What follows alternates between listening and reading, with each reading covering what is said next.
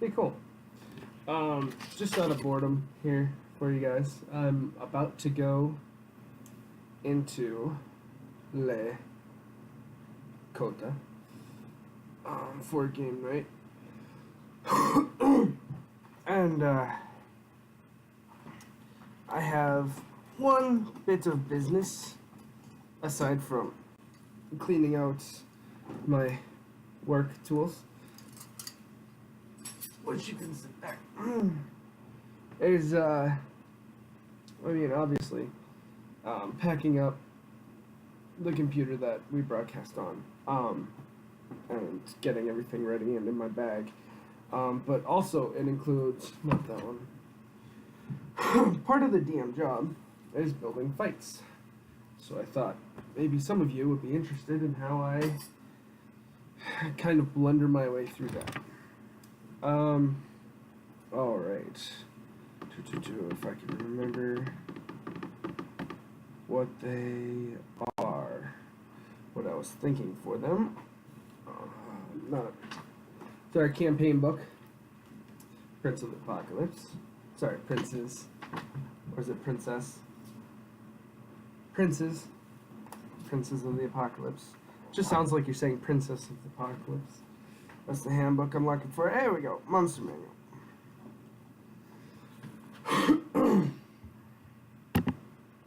Cool. And just some of the stuff I go through here. Excuse me. I have a tickle in my throat today, so that's going to make DMing lots of fun. Alright, so most of my players aren't going to be watching this anyhow, so I'm not too worried about it. But I believe I'm planning on making one of these characters an assassin. And that's going to kind of combat against Phil. I want to challenge his character a little bit more and get him thinking more roguish. Then, let's see, what else? Yeah, basic bandit. Oh my. And then, let's see, what else was I thinking? Oh yeah. Another one is going to be essentially a berserker. And that is going to go more towards Sam. That's going to be kind of Sam's challenge. The regular bandit and the cultist, or the cult fanatic. I think that's what I have. No, I think I went just regular cultist. They are going to be, more the 135. What did I pick that was... No, it wasn't a gladiator.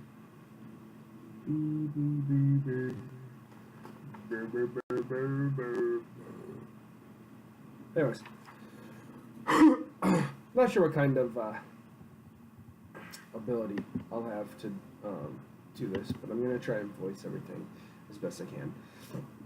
Getting back to this, where we last left off, there was, it was, yeah, they're walking up on bandit camp, basically. Oh, my. And, can I get rid of that, please? So I can see what's going on here. There we go. And get rid of there. No, I'm gonna get some cough drops, because, wow. They were coming up on a bandit camp in search for some armor that Krathor had lost. He had found some mithril plate armor, and the mithril had survived, but the leather binding everything together had not. And so he was commissioning a new set of armor that he would be able to don. And that would give him plate armor without, without him really having to um, sacrifice. Uh, wow, this is really getting to me. Sacrifice being stealthy.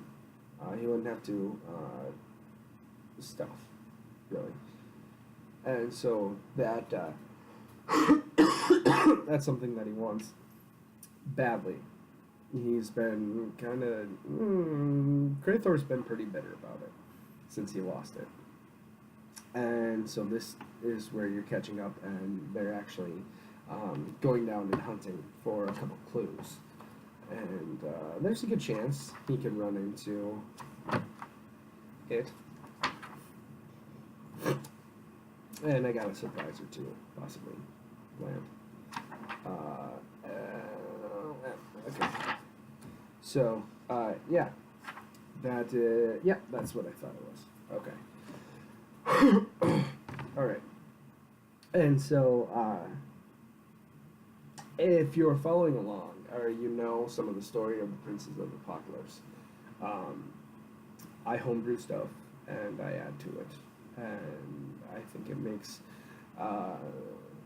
the campaign a little bit more enjoyable because, well, I don't trust my players necessarily, so I like to homebrew a lot just to kind of keep them guessing, keep them unsure really about as to like what they're coming up against and what this and that means and everything like that. So, basically, creature ratings for what they're going up against here. It's a creature rating of, or a challenge rating of 5. And then, actually, let me, since I got it open to this. No cards. If you're a DM, no cards mean everything. Especially coming into this last fight. This one upcoming. So, sticky no far enough. Nope, there we go. And then the rest of the guys were in the back. See, open a random page, no card. Oh my. Lose my. It feels like there's something stuck in my throat. Really does. Okay. And then challenge rating of 8. And 1/8. And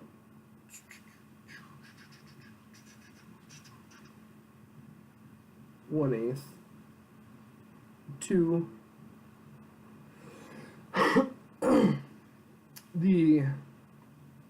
There also might be a surprise or two. You know, there. So, we'll see. We'll see what they do.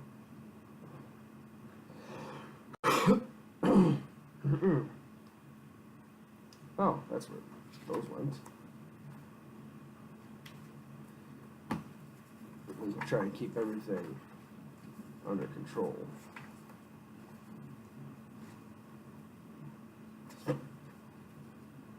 And it doesn't always work. But, like challenge ratings, I just kind of go by the basic challenge rating. You know, I don't really mod the characters too much. Same with the damage. I'll roll the hit and then I'll take kind of what the book describes as for damage, unless it's like a fight really getting in there, and then we'll go for that. I used to like add up all the challenge rating and make sure it wasn't like more than the party's combined level, but when you have a level 6 or 7 warlock, a level 6 or 7 barbarian, a level 7 paladin, rogue, druid. Well, we had a fighter, a ranger when he gets back from his, plus some leftover help back home. Balancing out fights gets to be more of like a feel. Do I think these my players are going to be able to fight this? Sometimes will I cut down some of what they do in battle, like split decision? No, I don't really cheat. I've heard of other DMs doing that. Because it seems like whenever I fight with an NPC or a monster, I always roll terrible, and they come out on top. Except for when they went up against the flame skull and that giant freaking explosion. That was awesome. I digress. Basically, again, how I was kind of telling this fight is I want the the berserker to be more Sam's test. Then I want the assassin to be more Phil's test, and Pat's test is going to be a little bit more dealing with Palin or any possible repercussions of that. Yeah. So that only leaves 4 other characters that they're aware of. Also in the background for Pat and Earth to kind of keep under control. And so we will find out in about hour and a half or so when we'll see you guys next. So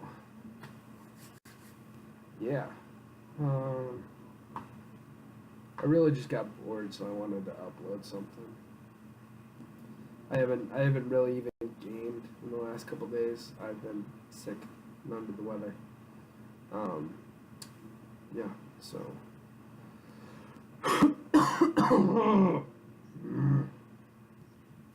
this makes me mad. I do not like being sick. So we'll put one in there for that, and you'll see me all over this book tonight, especially right away, our first encounter. Hopefully we will be jumping right into it with little to no distractions. It's going to be one heck of a ride, and hopefully this first fight, I shouldn't have to worry about killing anyone. But hopefully take some people out, and well, not so much take them out, but it's a strange dynamic being a GM, because you want your friends to succeed. However, you also want to make it challenging for them. And that's a very fine line. Very fine line, let me tell you. Because you can be 3 or even 2 really good or really bad rolls away from having a memorable story and an amazing fight, or a total player kill. Hello. Virus and threat protection on gaming computer. Oh no. But I'm gonna be closing this thing down, packing it all up, and heading to Lakota here sometime soon. And that's Mom.